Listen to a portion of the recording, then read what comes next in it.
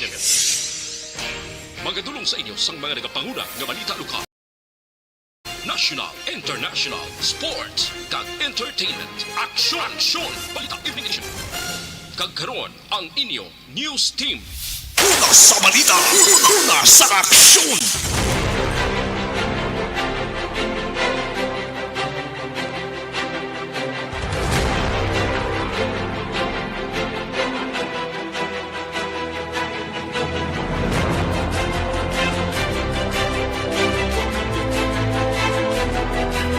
Mayong gabi syudad sa Bacolod, Western Visayas, kag bugos nga Pilipinas.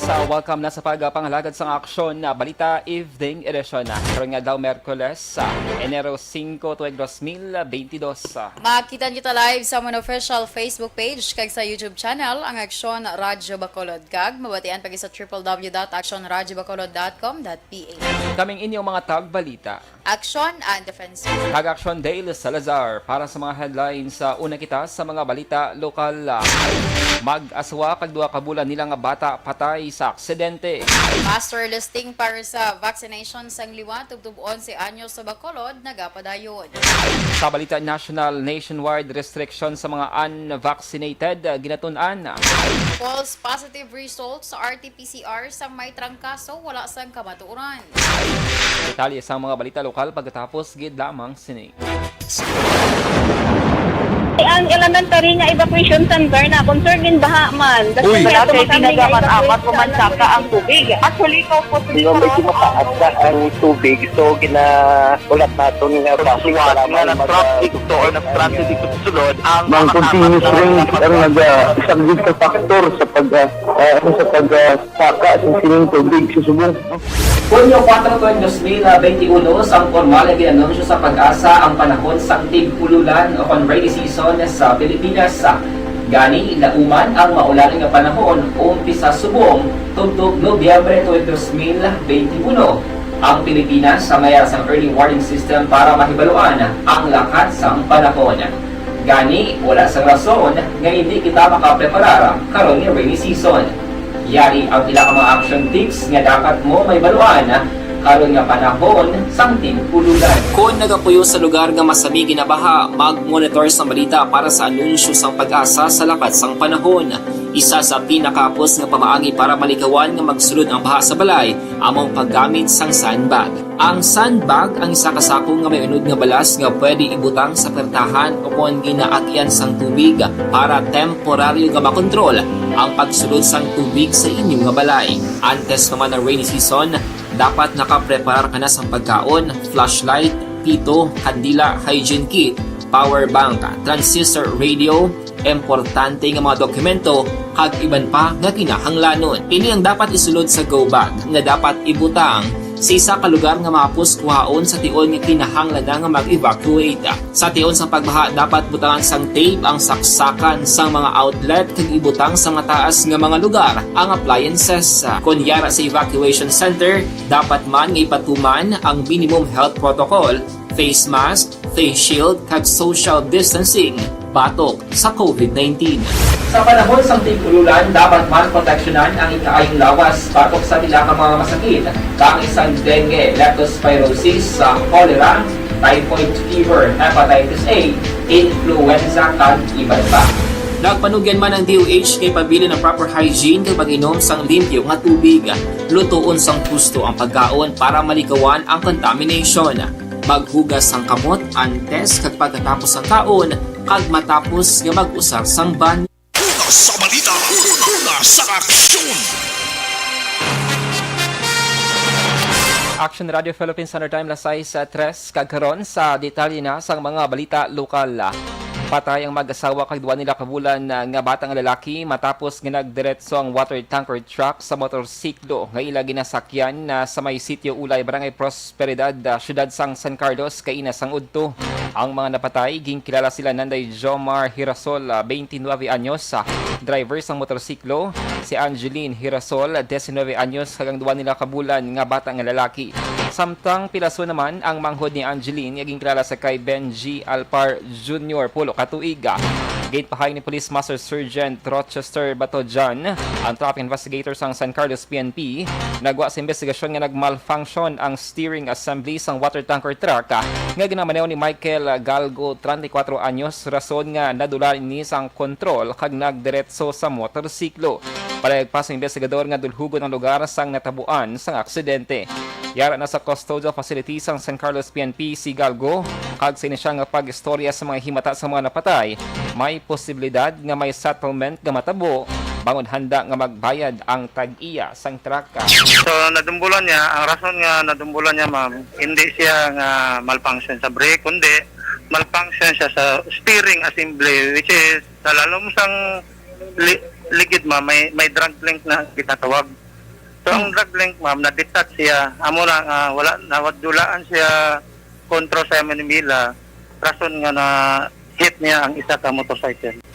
Nabatean ng tingog ni Police Master Sergeant Rochester Batajan and traffic investigator sa San Carlos PNP. Sa iba niya balita, lokal, nagapadayo ng master listing sa syudad sa Bacolod para sa 5 katuig tubtub 11 anyos nga mga minor de edad para sa anti-COVID-19 vaccination. Suno kay Dr. Chris Rongon, ang Deputy for Medical and Data Analysis sa Bacolod Emergency Operations Center, nagpag-angot na ang EOC sa Department of Education, privado nga mga bulutuan kag barangay para sa kadamuon sa mga kabataan nga nalakip sa among age group ka posible magdangat sa Shenmil. Pahayag ni Surongon, apisar nga mayara na sa emergency use authorization ng Pfizer vaccine para sa mga age group, ila pa ginahulat ang bakuna. Ginpatag ni Surongon nga 0.2 ml ang Pfizer vaccine para sa sini nga age group, samtang 0.3 ml naman para sa adult. Una na nga ginpahayag sa gobyerno nga target ang kapin 13.5 milyones ka mga kabataan nga nalakip sa 5-11 anyos nga mabakunahan kontra COVID-19. Sa records ng EOC, 105% sa target population sa Bacolod ay nakabato na sa first dose ng bakuna, samtang 94.5% naman ang fully vaccinated. So they have coordinated with the Fed and the Private Schools Association and the barangay to start already listing the 5 to 11 years old para once magabot ang bulong ng Pfizer na may emergency use authorization, we will already start our vaccination program. Ang kabahin sa pagpahayag ni Dr. Chris Sorongon. Samtang nagapakita naman sa record sa contact tracing cluster sa Bacolod Emergency Operations Center kung EOC nga mga new COVID-19 cases sa Bacolod na may history sang pagbiyahe o kung may history sang nagparty. Iningin pahag ni EOC Executive Director M. Ang base man sa ginpalambot sila ni Dr. Rosalie Jo Campo pamuno sang contact tracing cluster sa EOC, sila nga daily huddle kay na sang aga Miyerkules. Suno kay ang sila nga record subong nga Enero 5 mayara sang 18 ka COVID-19 cases sa Bacolod, duha diri ang repeat test, samtang may 16 ang fresh cases nga may history sang travel sa Manila o kung may history nga nagparty o kung nagtambong sa reunion. Ini ang pinakamataas nga record sang new cases sa susing sa kabulan sa Bacolod City. Ginpahayag ni Ang nga ginapaabot na nilang pagsaka sang kaso matapos ang holiday season bangod man sa mga gathering kag pagtipon-tipon. Pero nagapasalamat diri si Ang bangod sa una nga may nadlaw sang 2022 wala sang COVID-related deaths ang Bacolod. Ginpahayag ni Bacolod City Engineer Alan Agbones nga wala nagauntat ang ilang nga pagtrabaho sa pagkayo sa mga isolation facility matapos sa gamiton sa mga COVID-19 positive. Suno kay Agbones, sa karon may mga minor repair ang ila talatapan kasunod nga may pila ka mga bulutuan nga naapektuhan man sa Bagyo Odette. Dugang pa ni Agbones, lakip sa ila ginasiguro nga may tubig ang pasilidad, kag nagpahayag nga may 5 man ka mga deep well ang gitpahamtang sa 5 ka bulutuan bilang backup. Ginpahayag naman ni Bacolod EOC Executive Director M. Ang nga duwa na lamang ka isolation facility ang naga-operate sa karon kag padayo ng pagkayo sini bilang preparasyon sa tiun nga magsaka ang kaso sa COVID-19. Ginehemplo ni ang Midway Referral Facility sa Barangay Alihis nga wala na sang pasyente sa sulod na sang pila ka semana. Sa dugang pa nga balita lokal, wala na nag-require mga negosyante sa Bacolod City sila mga empleyado sang no RT-PCR test, negative result, no work policy. Sa interview sa Action Hotline, ginpahag ni MBCCI President Frank Carbon nga hindi ini masarangan sang Bacolod nga pulisa. Suno pa kay Carbon na siyang pagbisita sa pila ka mga establishmento sa Bacolod kalabanan sa mga empleyado ang 99% naman nga bakunado. Samtang naglaom si Carbon nga hindi na sa liwat magbalik sa malala nga sitwasyon na ang syudad angot sa COVID-19. Sa katapusan nga balita, lokal ginapruwahan sa Provincial Disaster Reduction Management Council o PDRMC ang proposed 500 million pesos nga contingent fund para ipain bilang bulig sa mga nahalitan sa Bagyo Odette kagiban pa ang mga kalamidad sa Negros Occidental. Inyang naapruwahan sa ginpatigayon nga PDRMC regular meeting sa Social Hall sa Capitol Provincial sang Enero 4. Kalakip sa 500 million pesos ang 13.8 million pesos nga aprobahan man sa council para sa shelter assistance sa mga Typhoon Odette victims. Sunod kay Provincial Administrator Attorney Fernando Diaz II, ang 13.8 million pesos ang kuhaon paagi sa DRM Trust Fund nga wala magasto nagligay nga tuig. Ini ang gastuhon para sa building materials, pagkaon kag bulig pinansyal sa mga naapektuhan sa bagyo, kag mahimo na nga mapanagtag subong ukon sa masunod nga semana. Dugang pa ni Diaz ang 500 million pesos ang kabahin sa Supplemental Annual Investment Plan o kung IAP sa Negros Occidental. Sa balita, sa aksyon! Action Radio Philippines Standard Time, alas 6 sa may mga fatid.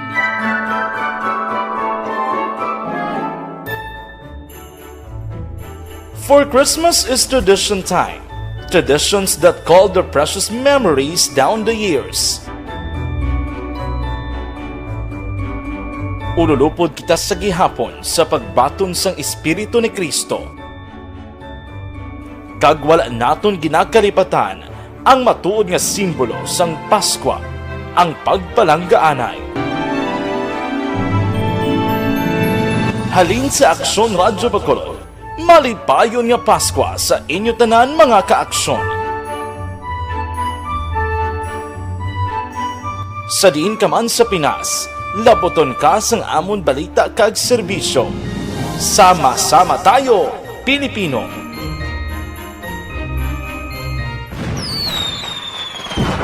Happy New Year! Sama-sama tayo ngayong bagong taon. Sama-sama tayong may chance maging milyonaryo. Nagbabalik ang Bagong Taon, Bagong Milyon 2022. Sumali sa Bagong Taon, Bagong Milyon 2022. Ilagay sa isang malinis na papel ang inyong complete name, age, address, contact number at pirmahan. Ilagay sa white legal-sized envelope, kalakip ang alinman sa mga proof of purchase. At sa labas ng envelope, isulat ang promo title, produktong ginamit at ang Yes, mayong gabi sa mga ka-action namon nga naga-monitor via Facebook Live sa DY Easy Action Radio Bacolod. Check natin ang action and comment section sa ating sining Facebook Live. Karon nga Wednesday night, recognize natin ang pila diri ka mga persona nga naga-tune in tonight. Ben Kuyugan kay Ken Baredo, good evening. Kay Sir Barrioga Ray, good evening. Si Ken Baredo Action An, may nagapamangkot di siya. Good evening Action Dylan An, mangkot ko kung halin Manila Pulis sa Bacolod. Ano ang requirements? Salamat po. Vera ka information Action An? Yes, sa mga returning residents sa mga Bacolod noon nga from Manila or pakadto diri sa Bacolod City, required sa gihapon ng SPAS. Ma'am Ken Baredo, himo ka account nga SPAS, i-search mo lang sa Google dirang SPAS.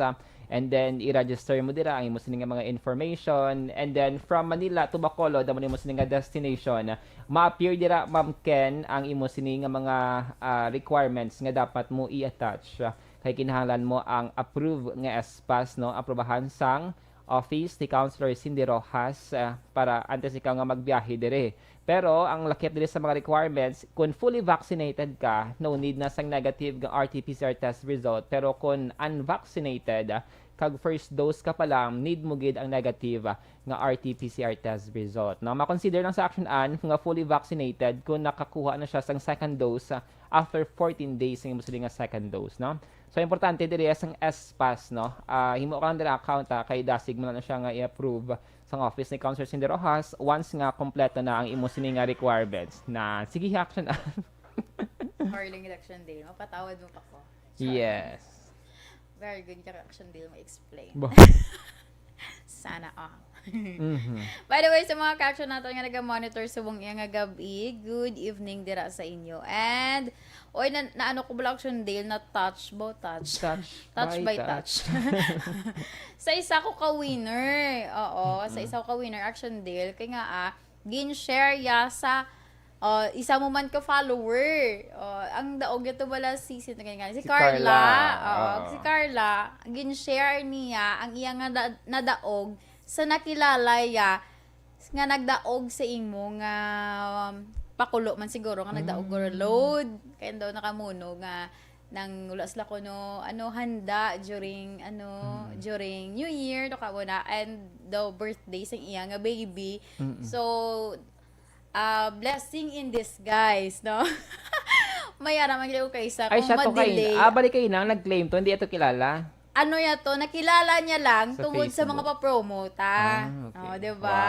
Wow. So, very kay Ma'am Carla, kay gin-share niya man ang iya nga blessings sa nakilala, yan lang gidya actually. Bag-o yan ang ito nakilala. Sang December, naging kuno action deal nga nagasabat-sabat man kuno sa sa imo nga mga pamangkot.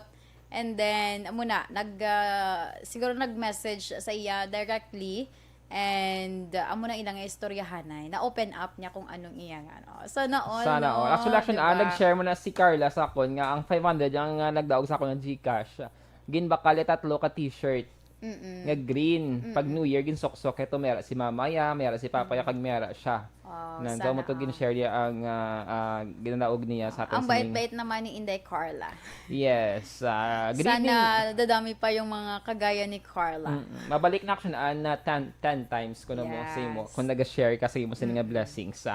Kay JM Acanas de los Santos nga naka-tune in tonight. Good evening dira sa imo kay Janet Salvacion Cabalfin.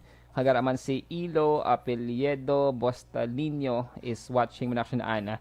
Kag si Rain Banyaco Guiche. Kag si Franklin Telohio. Damo kita subong sa mga new names nga nag-appear sa aton sa comment section nga nag-monitor subong. Madamo gid nga salamat. Yes, thank you so much gid sa liwat. And syempre, bago naman subong tuig, salamat gid sa padayon yung man nga pag-support sa awan. Yes, Sana naman Sir liwat Edwin section day. Pineda, no, naka-tune in tonight action an. Seryoso kay action Sir day. Edwin Pineda kag si Homa Lumena. Sino tong name sa nagkuha kay Carla nga prize? Wala ko nakuha. nakuha. Oo. Si Sir Franklin Tilogo, good evening. Si Kim Tubok Tuante. Mo nisang lain pag nag-reaction deal naman ko siya if halin ko no Iloilo mapuli Bacolod. If first dose pa lang requirement. May idea ka na action. Ara lang sa page ka action na ipang ko ni karana pang i-summarize na naman Ma'am Kim Tubok Tuante, i-search lang da ang Action Dale nga page. John Dale, Action Dale or John Dale?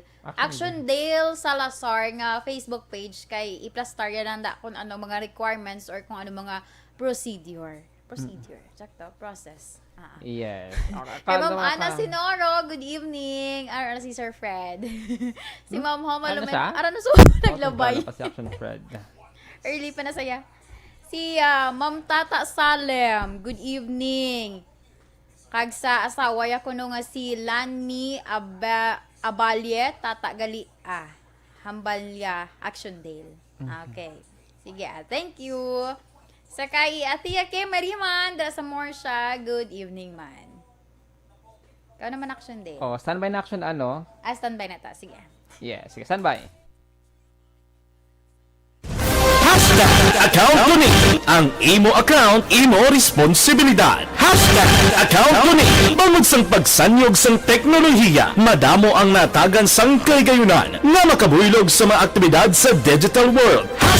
Account ko ni bangod man sini mas nabutang sa risgo ang integridad kag kredibilidad sa nagapanag-iya sang account. Account ko ni kung maisog ka nga netizen, magpakita ka. Account ko ni sa balita, una sa aksyon.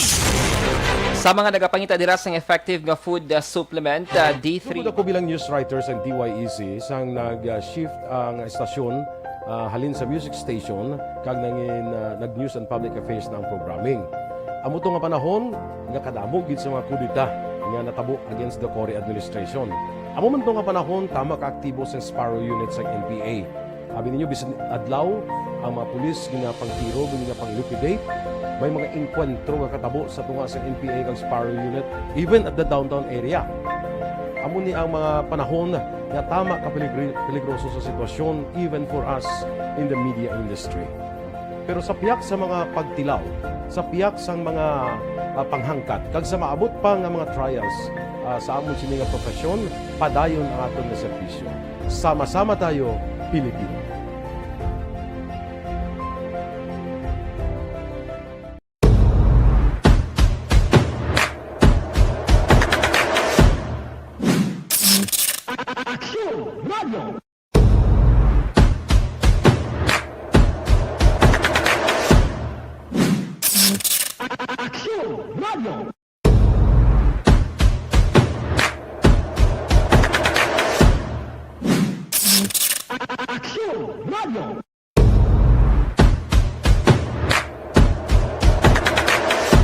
Una sa balita, una sa aksyon.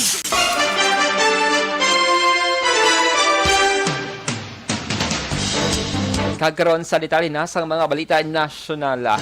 Ginatunan sa karon sang gobyerno ang nationwide restrictions sa mga wala pa nabakunahan na batok COVID-19.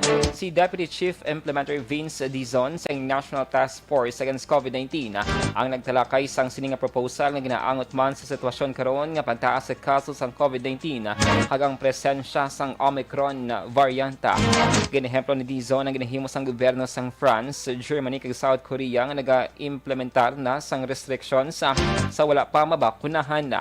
Una nga nag-adapt ang sang resolusyon nga nagadumili sa mga wala pa nabakunahan sa pagkado sa pampubliko nga lugar ang Metro Manila Council nga ginabugusan sang mga alkalde sa syudad kag sa Cabanwa sa may National Capital Region. Ginpahayag sa Department of Health nga di makaapekto sa resulta sang RT-PCR test ang pagtrangkaso sa isa ka tawo nga nagpa-swab test. Nag-ugat ang issue sang nagpagwa sang advisory ang US Center for Disease Control and Prevention hangod sa desisyon nga unta na ang pag-usar sang CDC 2019 Novel Coronavirus RT-PCR Diagnostic Panel. Sa diin, lain ang nangin interpretasyon. Nagwa sa report nga nagka-problema bangod sa false positive nga resulta kung ang isa ka ginswab ang may trangkaso. Apang suro kay Dr. Edsel Salvana, ang miyembro sang Technical Advisory sang DOH, hindi matuod ang report angod sa false positive sa persona nga nagtrangkaso bangod ang pinakarason sa desisyon sang CDC. Amo nga may mga bag-o na sila nga gamiton para sa testing kag may iban pa nga test nga luyag nila nga tutukan. Gen pa siguro man ni Salvana nga masaligan ang RT-PCR nga ginausar sa Pilipinas.